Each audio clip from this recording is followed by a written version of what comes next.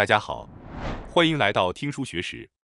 今天我要给大家介绍由和田秀树医生所著的《老年入门指南》这本书。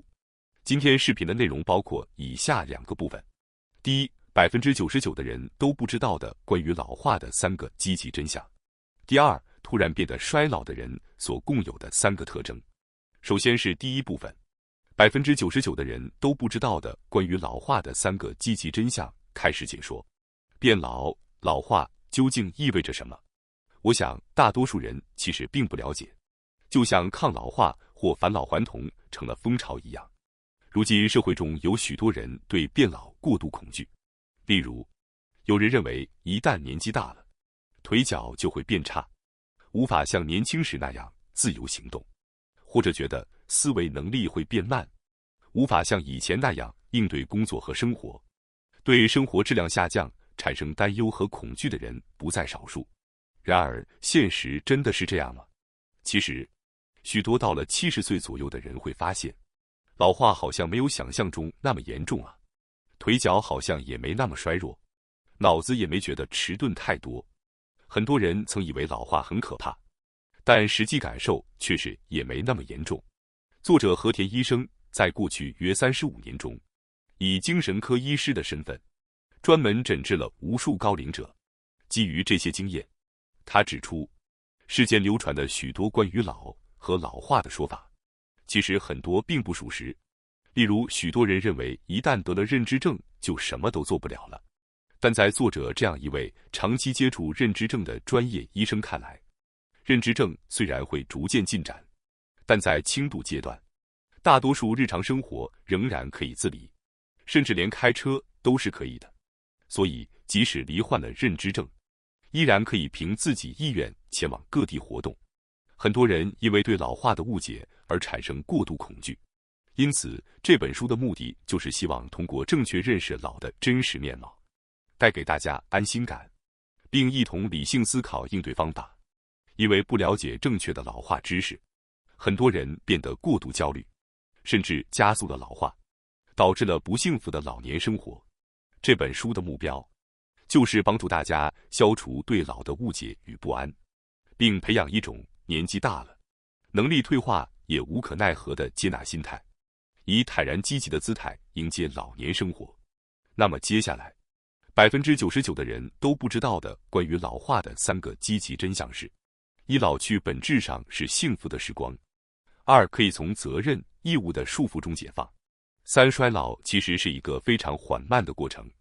接下来，我将逐一具体说明这3点，让大家更容易理解。首先，我们来看第1条：一、老去本质上是幸福的时光。大家是否被对衰老的负面印象所左右呢？这些负面印象，很多其实是被媒体灌输进我们心中的，并不等于事实。所以，首先我们要做的，就是摆脱这些负面印象。电视与媒体总是不断报道围绕老年人的严峻现状，但那并不代表全貌。例如，有些电视或媒体每天不断播放的新闻，会让我们产生对老年生活的负面印象。比如，因认知症引发的惨烈交通事故，为了照顾年迈父母而辞职的介护离职，这些都在渲染一种严峻的现实：老年人给家人带来负担和牺牲。又如，情绪化的高龄者表现，易怒老人、晚年贫困、因缺钱陷入困境的可怜老人等等。这些报道不断地刺激着我们内心的焦虑。看到这些新闻，不仅会加深我们对自己未来老年生活的担忧，也会让我们更加担心年迈的父母。比如说，如果父母独自生活在远方，子女就会不禁担心一个人待着没问题吗？最近好像有点健忘了，万一忘了关煤气怎么办？要是跌倒受伤，可能就变成卧床不起了。这类担忧让人时刻不得安宁。不过话说回来，如今的护理服务比以前完善了许多，比如可以接受日间照护或居家照护，如果需要照护程度较高，还可以入住老人院等设施。相较于过去，现在家庭在照顾高龄者方面的负担已经减轻了不少，这确实是件好事。但与此同时，人们逐渐失去了亲眼目睹人变老、变虚弱的机会。结果，我们对于变老的印象，往往只剩下媒体所灌输的负面形象。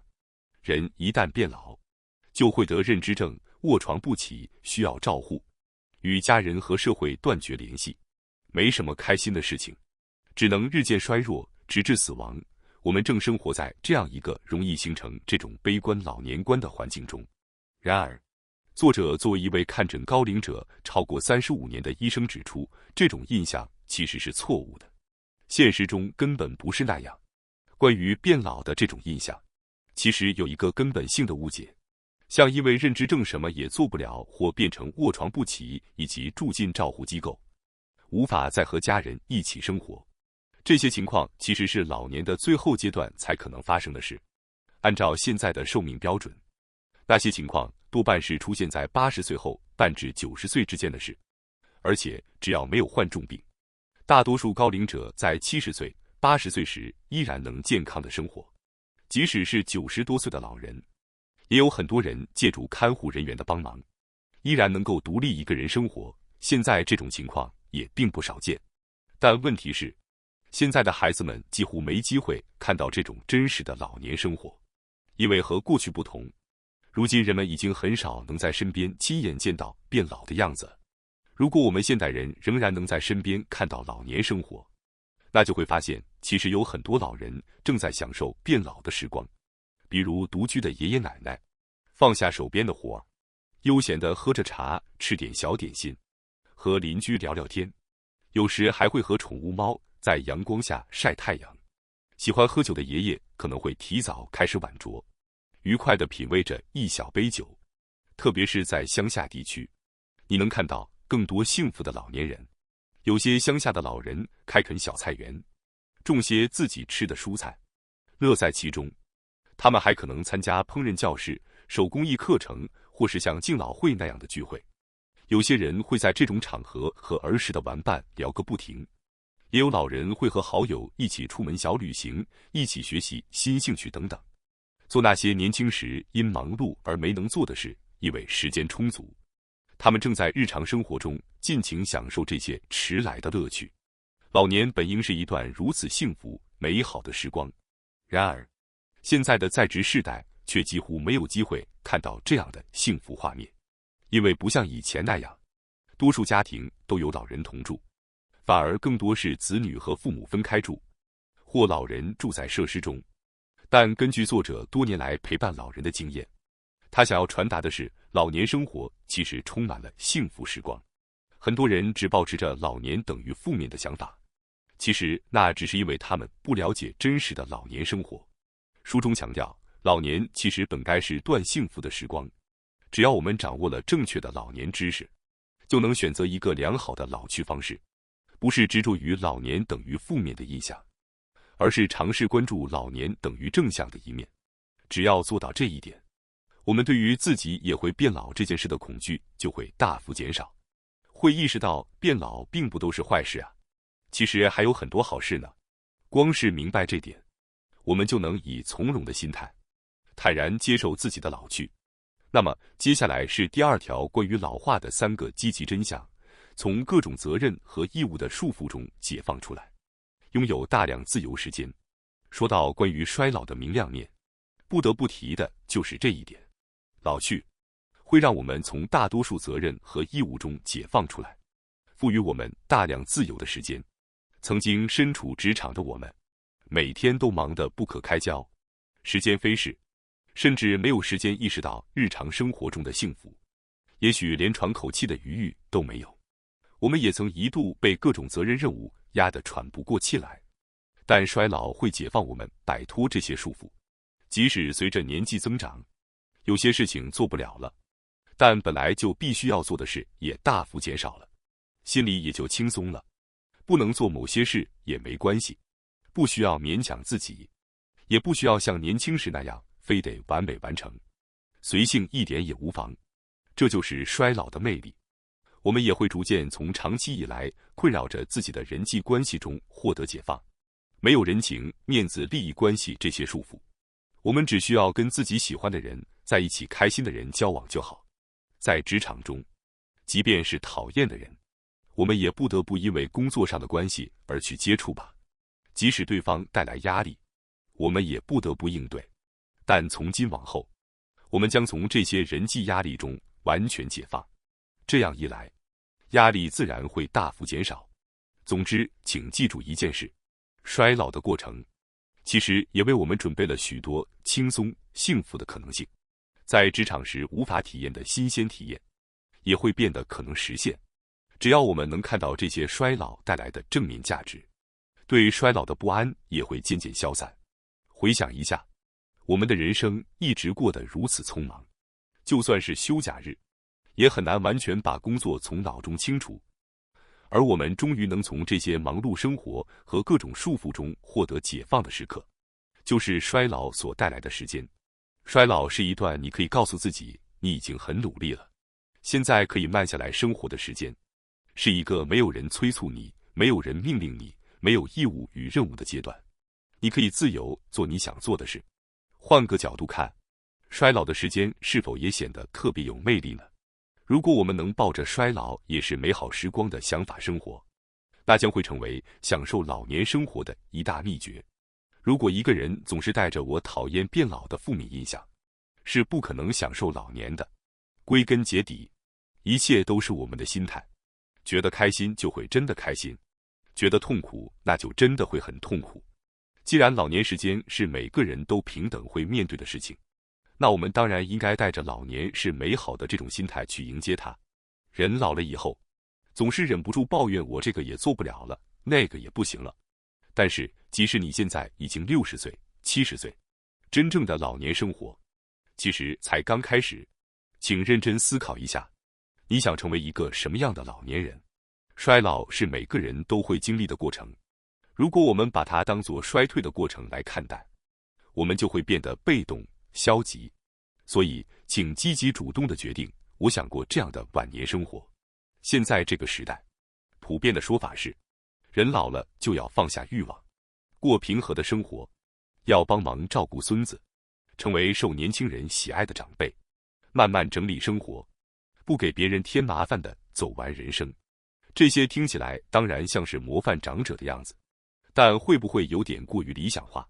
你有没有可能只是在迎合世俗的价值观呢？当然，如果你真的认同这些观念，那就完全可以接受并照着做。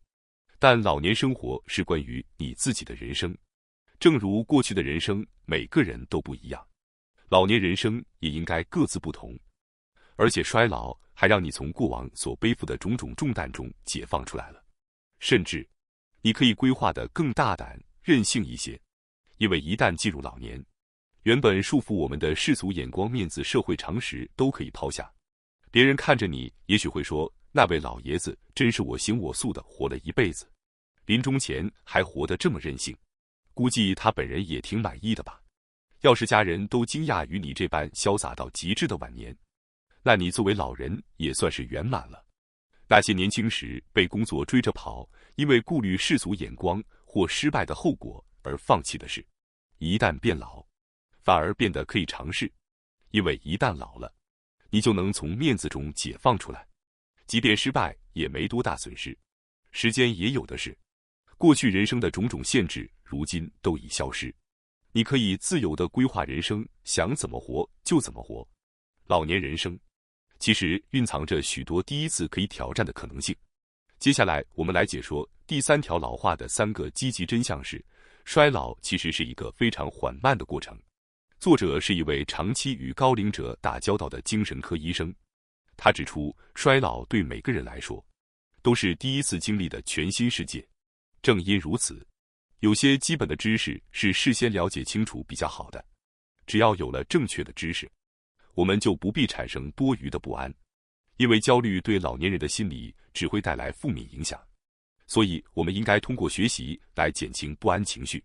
那我现在要传达的重点是，衰老的个体差异非常大，有些人90多岁了，依然步伐稳健，而有些人70岁就开始出现认知症，生活已经变得不便。即便是同样年纪的80老人，也有很大差别。有些人自己开车去旅行，享受运动，但也有人已经卧床不起。日常生活完全依赖他人照顾。在10多岁、20多岁时，我们之间的差异也许只体现在体力或肌肉力量上，而且那时候的差距还不是特别大。比如步行5公里，有人不到1小时就走完，有人可能需要久一点，仅此而已。但到了80岁的时候，这种差距就变得非常显著了，有人50米都走不了，有人却还能轻松步行5公里。这就是衰老的本质，个体差异越来越大，而这也是正常的现象。我们首先就要了解这一点，只要知道了这一点，就不会再去和同龄人做无谓的比较，也不会因为落后于人而感到沮丧。你只需要接受这样的现实，老化本来就是一个个体差异日益扩大的过程。即使你的体力下降了，也许你依然可以通过阅读、观影等知识性活动，比同龄人获得更多的乐趣。你可以这样转换思维方式：体力方面我确实不如人，但在知识层面我可不输。保持这种灵活的心态就足够了。当然也有人会担心，可是如果身体持续衰退，那岂不是很糟糕？对这样的人，还有一点必须记住的是，衰老是一个非常缓慢的过程。也就是说，我们无需过度慌张，因为它来得慢。你有时间去准备、去调整，也有时间慢慢适应。接下来是第2部分，突然变得衰老的人所共有的3个特征。一开始可能说的有些沉重，但我们人类随着年龄增长，不可避免的会逐渐衰老，最终走向死亡。这个事实无论再怎么努力也无法改变。不过大家应该都知道，感受到衰老的年龄或者死亡的年龄是因人而异的，尤其是老化，个体差异非常大。即使同样是50多岁、60多岁、70多岁或80多岁，也会让人不禁疑惑，为什么同样的年纪，差别会大到这种程度？年纪轻的时候，这种个体差异还不明显，但随着年岁增长，即使是同一个世代的人之间，也会出现越来越大的差距。不是世代之间的差异，而是同一世代中产生了巨大落差。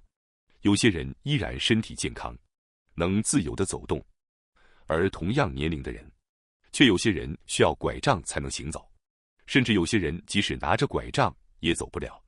不仅是腿脚，视力、听力也是一样，有些人完全没有任何退化，而另一些人却在日常生活中感到极大的不便。外貌也存在这种差异，同样是60岁，有人会被惊讶地问：你真的60岁吗？看起来像40岁。而另一些人却会让人觉得你怎么看都像70岁以上吧，看起来苍老的让人吃惊。那么为什么老化速度会因人而异呢？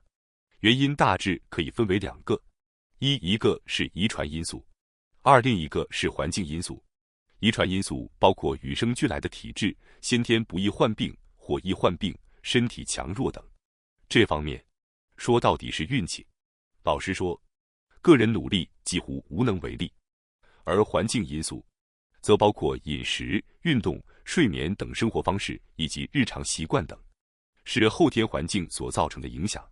每天摄取有营养的食物，适度运动，确保充足睡眠，采取有助于延缓老化的行动，那么保持年轻、健康长寿的概率就会大大提高。也就是说，我们的健康、寿命和衰老是由遗传因素与环境因素2者交织决定的，而遗传因素基本上我们无法控制，因此我们只能着手控制环境因素。那么接下来一起探讨如何调整环境因素，以掌控自己的老化进程。具体来说，这3大特征是：1不再使用身体的功能；2对吃饭失去了兴趣；3陷入我应该这样做的固定思维。接下来我将逐一具体讲解。首先是第1个特征，不再使用身体的功能。这里有个非常重要的概念要传达给大家，我们身体有一个特点，就是不用的功能会退化。大家应该都有过生病卧床1个星期的经验吧？这时可能会发现肌肉一下子就退化了，或者有的人手骨折打了石膏，等石膏拆了以后会发现手变细了。这些都是因为没有使用那部分身体机能。我们身体的运作方式是这样的，不用的功能等于没必要维持，于是它就会被慢慢舍弃。维持任何一种身体机能都需要消耗能量，若长时间不使用，身体会自动判断这项功能已经不需要了，从而不再为它提供资源，所以不用就会退化，这是极其合理自然的现象。比如肌肉、关节这些支撑身体活动的部分，如果不常使用，就会加速退化，最终在日常生活中造成不便。比如说，就算只是住院1个星期，下半身的肌肉也可能会萎缩20%。更可怕的是，随着年龄的增长，不常使用的身体机能会退化得更加严重。年纪越大的人，越要积极主动地使用身体机能，否则衰退的速度会非常快。举个例子，退休后不再运动，光是这一点，腿部的力量就会大幅下降，令人难以置信。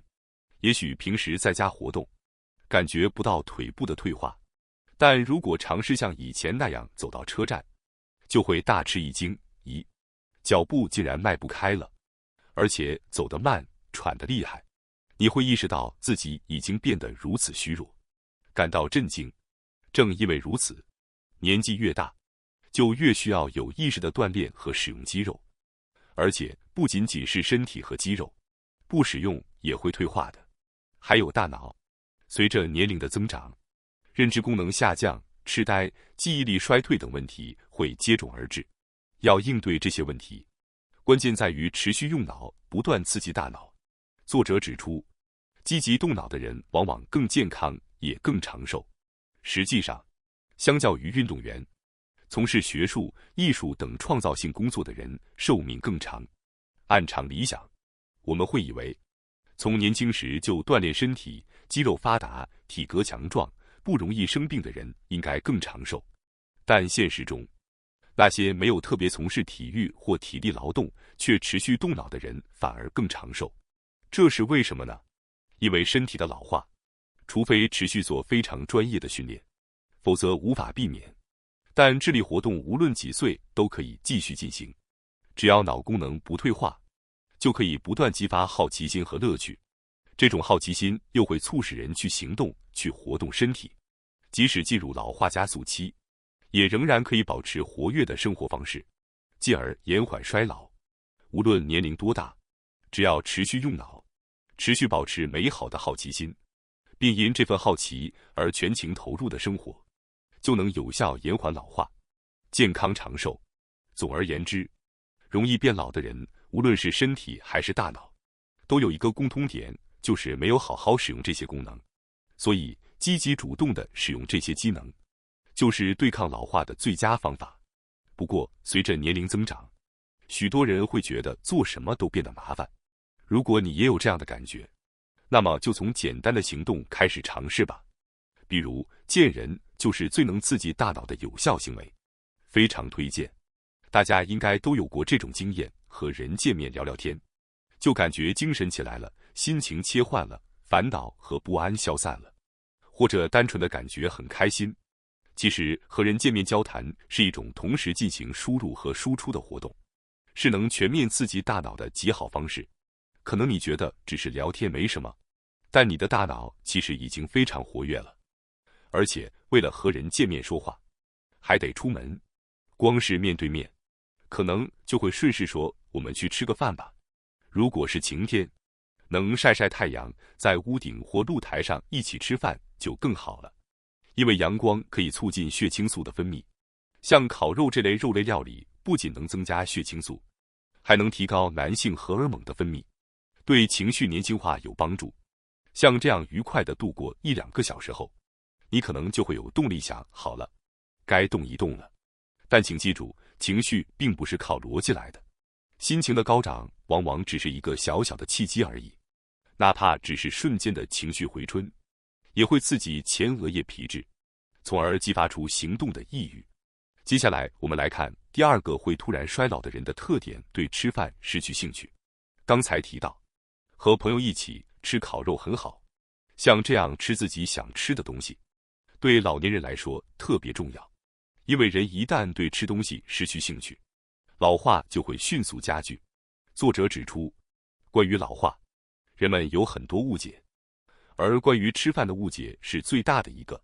随着年龄的增长，食欲自然会下降，而且因为日常活动量也减少，人们往往会觉得吃点清淡的就好。有些人甚至认为老了就该吃的清淡、粗茶淡饭最好。但事实上，年纪大了，身体的各种功能都会衰退，消化吸收能力当然也会下降。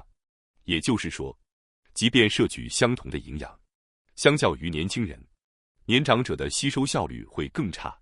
再加上年纪大了，本来也吃不了太多，因此就必须在量减少的前提下，通过提高质量来补足营养，尤其是蛋白质这种重要但容易缺乏的营养素。如果饮食清淡、粗茶淡饭，就很容易导致蛋白质摄取不足。你也许会说，我有吃豆腐、纳豆啊。但如果要高效的补足所需蛋白质，肉类和鱼类是不可或缺的。年纪越大，蛋白质就越成为支撑身体最重要的营养素。缺乏蛋白质不仅会导致肌肉流失，还会让人失去行动意愿。因此，所谓年纪大了就不用吃肉了，粗茶淡饭就够了这种想法，反而会加速老化。请务必注意，为了不失去行动力和健康的情绪，我们绝不能对吃饭变得漠不关心。比如说，当你肚子饿的时候，如果脑中马上浮现出我想吃这个那个的想法，这种食欲的年轻化，正是防止衰老的关键秘诀。接下来我们来说第3个会突然衰老的人的特点。陷入我应该这样做的固定思维。在公司长期任职，或者在组织中工作多年的人，往往会形成某种生活方式或思维方式，而这种模式即使在退休之后也会根深蒂固，甚至在自己没有察觉的情况下，陷入所谓的应该如此的思维。比如说，不可以给别人添麻烦，当天的事必须当天完成，即使只是这种程度的想法，也会慢慢渗透进日常生活中。哪怕已经没有工作，也没有任务了，人还是会对自己过于严格的要求。虽然即便到了老年还能够自律，确实是一件了不起的事情，但是这种思维的负面影响也会在各种场合中显现出来。比如，哪怕你今天感到有些疲惫，想轻松度过一天，也会因为答应了的事情必须做到，不能过得懒散等想法，而强迫自己执行。而且，对他人的要求也容易变得严格起来，也会让自己对家人的一举一动都感到不满或烦躁。拥有应该如此思维、非常有原则的老人，不仅自己得不到放松，周围的人也很难轻松自在。此外，应该如此思维还很容易导致追求完美的倾向，那就是如果做不到完美，那还不如不做的想法。随着年纪的增长，能力无论如何都会逐渐下降，这时候，完美主义的人就会觉得自己已经做不到像以前那么好了，就算做了也只是浪费时间，于是干脆什么都不去尝试，结果就是一下子老化速度加快了。或许我们都曾害怕变老，但如果换个角度思考，老年其实是一段可以慢下来品味生活的美好时光，从责任中解放出来，把人生过成自己想要的模样，在人生的后半段依然可以活得自在、快乐、充实。感谢大家收看今天的节目，如果你喜欢我们分享的内容，记得点赞、订阅并开启小铃铛通知，第一时间获取我们的更新。在下次的节目中，我们将继续为大家分享更多有益的书籍。再次感谢大家的支持，我们下期再见。